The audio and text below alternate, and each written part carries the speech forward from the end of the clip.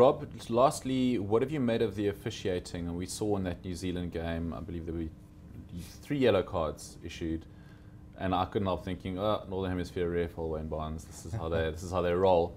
Yeah, and there's been a bit of discussion about the use of the TMO in the South African game. I beg your pardon, in the opening game, it seemed to sort of slow things down.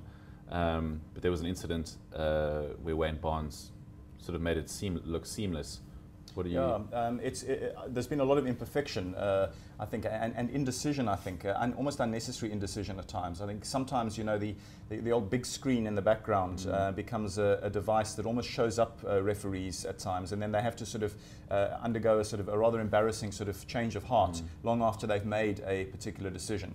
You referred obviously to Wayne Barnes, who can be a fairly pedantic sort of Northern Hemisphere referee who's not necessarily suiting the sort of the Southern Hemisphere teams who do try to play a more up-tempo game. But by the way, we've got Wayne Barnes, I think, this Saturday, don't we, for the Samoan game, which is not too bad. It's an improvement on French officiating, because I do think that French referees just seem to have some sort of cultural aversion to South Africa. I'm not quite sure what it is, but they're very, very strict on the breakdown, on any perceived sort of foul play sort of possibilities and so on. So it was a tough game. I think you're not going to find Bismarck du Plessis is going to have too many French referees on his Christmas card list in the next while. When you think about that famous unjust sending off in Auckland a couple of years ago, he was heavily pinged.